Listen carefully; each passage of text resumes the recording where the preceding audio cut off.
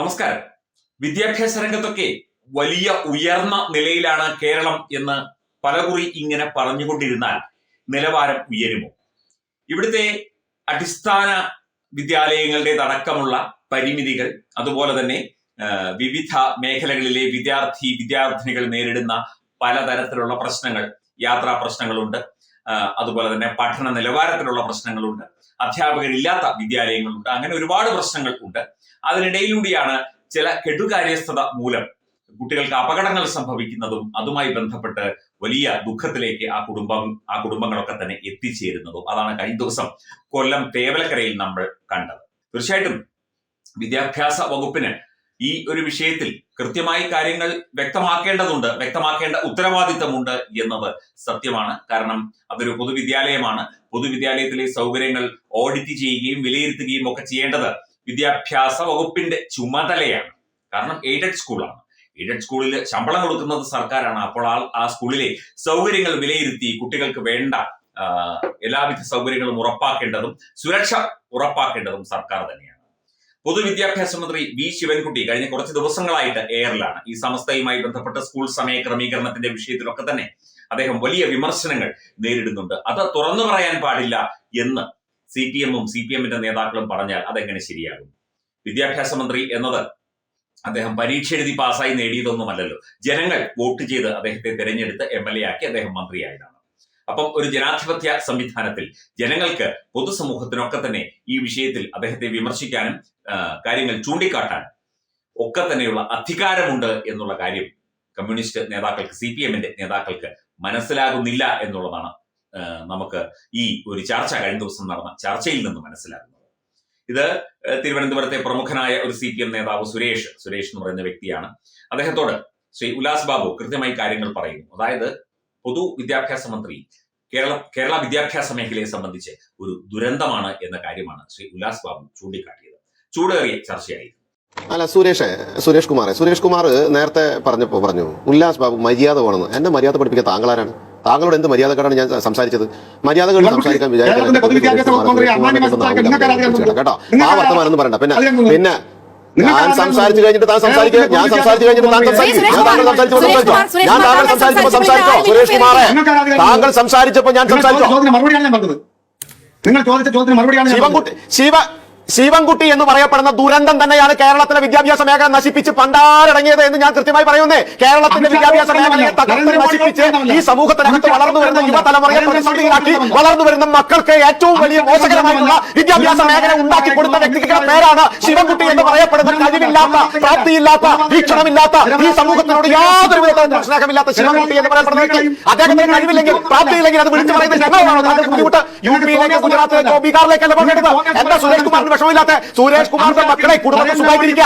പക്ഷെ മിഥുൻ എന്ന് പറയപ്പെടുന്ന പാവപ്പെട്ട കുട്ടി മരിച്ചു. ആർക്കും ഒന്നും നഷ്ടപ്പെടാനില്ല. കാരണം എന്തറിയോ? നിങ്ങളുടെ മക്കൾ നിങ്ങളുടെ വീട്ടിൽ സുരക്ഷിതരാണ്. മിഥുൻ മരിച്ചു വീണിരിക്കുന്നു, ആ പയ്യൻ മരിച്ചു വീണിരിക്കുന്നു. എന്തടിസ്ഥാനത്തിലാണ് നിങ്ങൾക്ക് അതിൽ ഒരു ആകസ്മിക സംഭവം എന്ന് പറയപ്പെടുന്നത്? ഉല്ലാസ് ബാബുവിന് അതിൽ വിഷമം ഉണ്ടാവും. കാരണം ഈ സമൂഹത്തിലെ ഒരു വിദ്യാർത്ഥി അങ്ങനെ മരിച്ചു വിടുന്ന സമയത്ത് ഇടതുപക്ഷക്കാരനായ സുരേഷ് കുമാറിന് ഒരു പ്രയാസം ഉണ്ടാവില്ല. കാരണം നിങ്ങളുടെ മക്കളെ ഉല്ലാസ് ബാബുവിന് ഫീലിംഗ് ഉണ്ടാവും.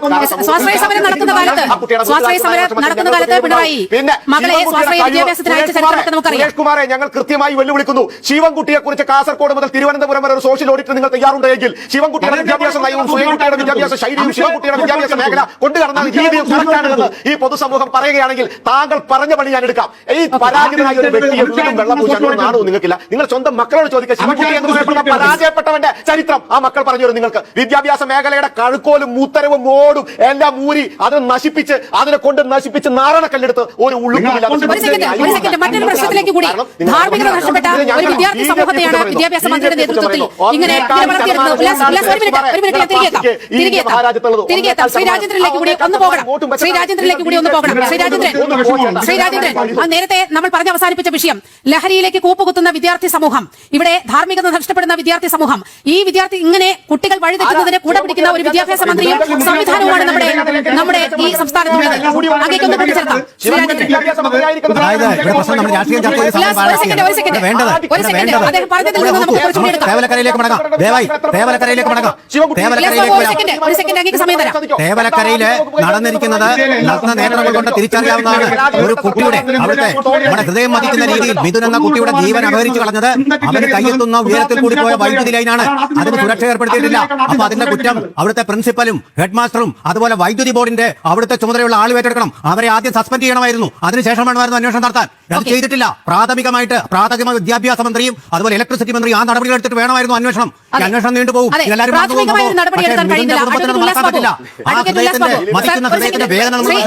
ശ്രീ ഉല്ലാസ് ബാബു ഒരു കാര്യം പറഞ്ഞോട്ടെ. CPIM എന്ന് പറയപ്പെടുന്ന പാർട്ടിയുടെ ഏറ്റവും വലിയ അനാസ്ഥയല്ലേ ശിവൻകുട്ടി എന്ന് പറയപ്പെടുന്ന കഴിവില്ലാത്ത ഒരു വ്യക്തിയെ പിടിച്ച് വിദ്യാഭ്യാസം മുണ്ടശ്ശേരി മാഷിരുന്ന കസേരയാണ് നീലിമ ഈ ശിവൻകുട്ടി വന്നു നശിപ്പിച്ച് കളഞ്ഞത്. നിങ്ങൾക്കറിയാമോ? മദ്യവും മയക്കുമരുന്നും മാഫിയകൾക്ക് നടമാടിക്കൊണ്ടിരിക്കുകയാണ് വിദ്യാഭ്യാസ മേഖലയിൽ. ഈ ശിവൻകുട്ടി എന്ത് ചെയ്തു? ഈ ബിന്ദു ടീച്ചർ എന്ത് ചെയ്തു? നിങ്ങളൊന്ന് ചോദിക്കുക. എന്നിട്ട് ഈ പരാജയപ്പെട്ടതിന് വേണ്ടി സംസാരിക്കുന്ന സുരേഷ് കുമാറിനെ പോലെയുള്ള ഒരു തരത്തിലും അംഗീകരിക്കാൻ പറ്റാത്ത വ്യക്തികളെ ഞങ്ങൾ അംഗീകരിക്കണം. 1.4% വോട്ടുള്ള നിങ്ങളുടെ ഈ പാർട്ടിയാണ് BJP ഭാരതത്തിനകത്ത് വെല്ലുവിളിക്കുന്നത്. എന്റെ പോലി ചേട്ടാ, നിങ്ങൾ തരത്തിൽ പോയി സംസാരിക്കുക. നിങ്ങളുടെ ശിവൻകുട്ടി എന്ന് പറയപ്പെടുന്ന വ്യക്തി കേരളത്തിനകത്ത് പരാജയപ്പെട്ട വിദ്യാഭ്യാസ മന്ത്രിയാണ്. കേരളം കണ്ട ചരിത്രത്തിൽ ഒന്നൊന്നായി നോക്കിക്കഴിഞ്ഞാൽ നിങ്ങൾക്കറിയാം. കഴിവുകെട്ട മന്ത്രിയാണ് ശിവൻകുട്ടി. ഇനിയും പറയും. ഇപ്പം ഈ ഉത്തരം മുട്ടുമ്പോൾ കൊഞ്ഞനം കുത്തുക എന്ന രീതിയാണ് പലപ്പോഴും CPM പല വേദികളിലും കാണിക്കുന്നത്. പ്രത്യേകിച്ചും ചാനൽ ചർച്ചകളിലൊക്കെ തന്നെ CPMന്റെ എല്ലാ നേതാക്കളും കുറെ വാട്സ്ആപ്പ് ക്യാപ്സ്യൂളുകളുമായിട്ടാണ് വരുന്നത്. എന്തെങ്കിലും ചോദ്യം ചോദിച്ചാൽ അതിന് വേറെ ഉത്തരം പറയുന്നു, അല്ലെങ്കിൽ വേറെ വിഷയം എടുത്തിരുന്നു, ചർച്ച വഴിതിരിച്ചു കൊണ്ടുവിടാൻ ശ്രമിക്കുന്നു. എതിർവാദം ഉന്നയിക്കുമ്പോൾ അത് BJP-കാരനോ കോൺഗ്രസ്സുകാരനോ ആരുമാകട്ടെ ഉന്നയിക്കുമ്പോൾ ഇടയ്ക്ക് കയറി സംസാരിച്ച് തടസ്സമുണ്ടാക്കുന്നു. ഇതൊക്കെ തന്നെ ചർച്ചകളിൽ നമ്മൾ ധാരാളമായി കണ്ടിട്ടുണ്ട്. CPMന്റെ ഒരു രീതി അതാണെന്നാണ്. കാരണം വേറൊന്നും പറയാനില്ല, അതിനെ ന്യായീകരിക്കാനില്ല. അപ്പോൾ ന്യായീകരണ തൊഴിലാളികൾ എന്ത് ചെയ്യും? അതിനാണ് ഇദ്ദേഹം ശ്രീ ഉല്ലാസ് ബാബു കൃത്യമായി മറുപടി നൽകിയത്. ഈ മറുപടി കേട്ടിട്ടും ഇവർക്കൊന്നും തൃപ്തിയായില്ല. കാരണം അവർ വീണ്ടും പറഞ്ഞുകൊണ്ടിരിക്കുകയാണ്. അതിലൊന്നും കാര്യമില്ല. എന്തായാലും കേരളത്തിലെ വിദ്യാഭ്യാസ വകുപ്പ് ഒരു വമ്പൻ പരാജയമാണ് എന്നുള്ള കാര്യമാണ് ഇദ്ദേഹം ശ്രീ ഉല്ലാസ് ബാബു ചൂണ്ടിക്കാട്ടിയത്. അത് കേരളത്തിന്റെ പൊതുസമൂഹവും അത് തന്നെയാണ് ചൂണ്ടിക്കാട്ടിക്കൊണ്ടിരിക്കുന്നത്. ഇനിയിപ്പോൾ പാർട്ടി ആയാലും ശരി, പാർട്ടി പ്രവർത്തകരായാലും ശരി, അവർക്കൊക്കെ കാര്യങ്ങൾ അറിയാം. പക്ഷേ പൊതുവേദിയിൽ അതൊന്നും പറയാൻ അവർക്ക് പറ്റുകയില്ല. ഭാരതത്തിലെ അതിപ്രശസ്തമായ ക്ഷേത്രങ്ങളിലേക്ക് മലയാളം ന്യൂസ് നെറ്റ്വർക്ക് സംഘടിപ്പിക്കുന്ന ആധ്യാത്മിക യാത്രകൾ. പ്രമുഖ ട്രാവൽ ഏജൻസിയായ യാത്രാനന്ദയുമായി ചേർന്ന് മലയാളം ന്യൂസ് നെറ്റ്വർക്ക് ഒരുക്കുന്ന യാത്രയിൽ ചുരുങ്ങിയ നിരക്കിൽ നിങ്ങൾക്കും പങ്കാളികളാകാം. ഭാരതത്തിലെ പ്രമുഖ ശക്തിപീഠമായ അസമിലെ കാമാഖ്യ ക്ഷേത്രത്തിലേക്കാണ് ആദ്യ യാത്ര. കാമരൂപമെന്ന് കാളിദാസനും പ്രാഗ്ജ്യോതിഷപുരമെന്ന വ്യാസനും വിളിച്ച അതിമനോഹരമായ സംസ്ഥാനമാണ് അസം. സമമായി മറ്റൊന്നില്ല എന്നാണ് അസമിന്റെ അർത്ഥം. ബ്രഹ്മപുത്ര നദിയും ഹിമാലയവും ദൃശ്യചാരുത കൊണ്ട് അനുഗ്രഹിച്ച അസമിലെ കാമാഖ്യ ഇന്ത്യയിലെ തന്നെ ഏറ്റവും പ്രധാനപ്പെട്ട കാളി ക്ഷേത്രങ്ങളിലൊന്നാണ്. കാമാഖ്യ ക്ഷേത്ര സന്ദർശനത്തിന് ശേഷം കിഴക്കിന്റെ സ്വിറ്റ്സർലാൻഡ് എന്നറിയപ്പെടുന്ന മേഘാലയയിലെ ഷില്ലോങ് നഗരവും ചിറാപുഞ്ചിയും അതിമനോഹരമായ മഴക്കാടുകളും ഹിമാലയൻ കാറ്റ് ചൂളം വിളിക്കുന്ന താഴ്വരകളും മേഘങ്ങളെ ഉമ്മവയ്ക്കുന്ന ചെറുകുന്നുകളും കണ്ണാടി പോലെ ജലമൊഴുകുന്ന ഉമയാങ് നദിയും സന്ദർശിക്കുന്നു. ജീവിതത്തിൽ ഒരിക്കലെങ്കിലും കണ്ടിരിക്കേണ്ട ഈ അത്ഭുത ലോകത്തിലേക്ക് നിങ്ങളെ സ്വാഗതം ചെയ്യുന്നു. വിമാന ടിക്കറ്റും ചിലവുകളും ഉൾപ്പെടെ 65,000 രൂപ ചിലവ് വരുന്ന ഈ പാക്കേജ് 59,000 രൂപയ്ക്ക് മലയാളം ന്യൂസ് നെറ്റ്വർക്ക് നിങ്ങൾക്ക് ലഭ്യമാക്കുന്നു. ആദ്യം ബുക്ക് ചെയ്യുന്ന 5 പേർക്ക് 56,000 രൂപയ്ക്ക് ഏർലി ബേർഡ് ഓഫറും ലഭ്യമാണ്. കൂടുതൽ വിവരങ്ങൾക്ക് ഇനി പറയുന്ന നമ്പറിൽ ബന്ധപ്പെടുക.